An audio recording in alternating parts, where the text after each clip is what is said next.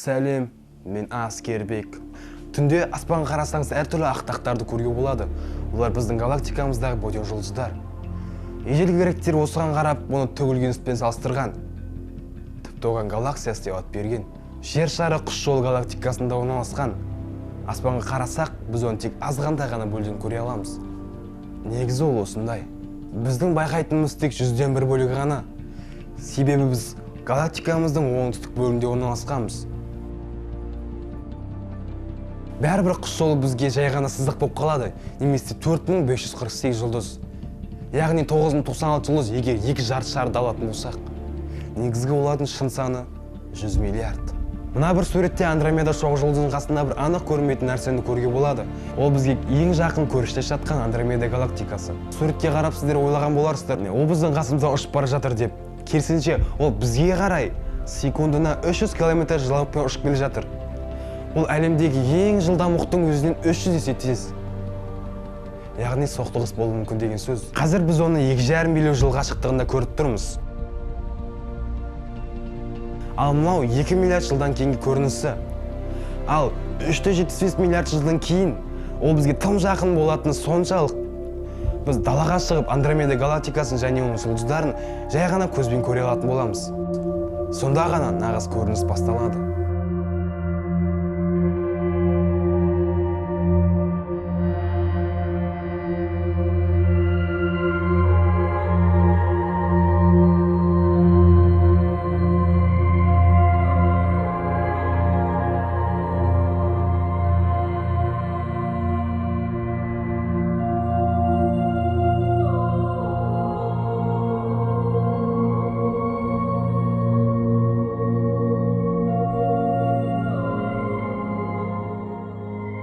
Егер галактиканы бос кеңістік деп алсақ, онда бізге тірі қалған мүмкіндік бар. Себебі Андромеда галактикасы құс жолына қарағанда өте үлкен, және ондағы жұлдыздардың да арақашықтығы да өте үлкен. Марс пен Жерді мысалында қарастырсақ, олардың арасы осындай болады. Олар жоқ болып кетті. Марс пен Жерді екі қарапайым нүкте деп алсақ, оны көрсету үшін маған 14 экран, яғни 14 монитор қажет. Біздің күніміз секілді жұлдыздар тіпті алыс орналасқан. Күнге ең жақын орналасқан жұлдыз Проксима Центавра бізден 4,5 жарық жылында алыс. Ол кәдімгі Жерден күнге дейінгі арақашықтықтан 277 мың есе артық. Мысалы, сіздерге түсінікті болу үшін қарапайым монетаны күн деп алайық. Ал Проксима Центавра осыдан 718 километр қашықтықта жатыр. Яғни, мынау Алматы, Проксима Центавра, Шымкент сияқты, тіпті Шымкентте әрмен қарай. Бұл өте алыс, сондықтан соқтығысу пайызы өте аз, бірақ соқтығысу да мүмкін ғой. Біз Андромеда галактикасын соқсамға дейін ергежейлі эллипстік галактикасын соқтығысамыз.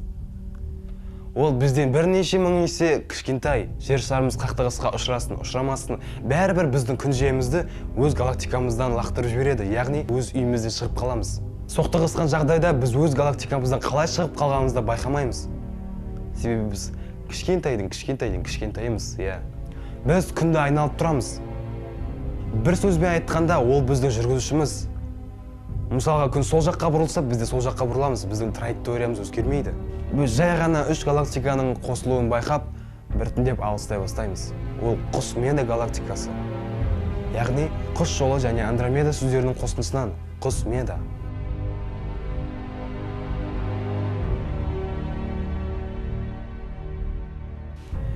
Бүгінгі видео сіздерге ұнады деп ойлаймын.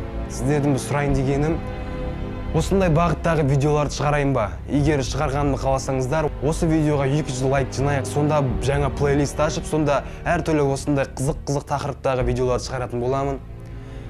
Өзіңді дамыт, сіздермен болған мен, Аскербек.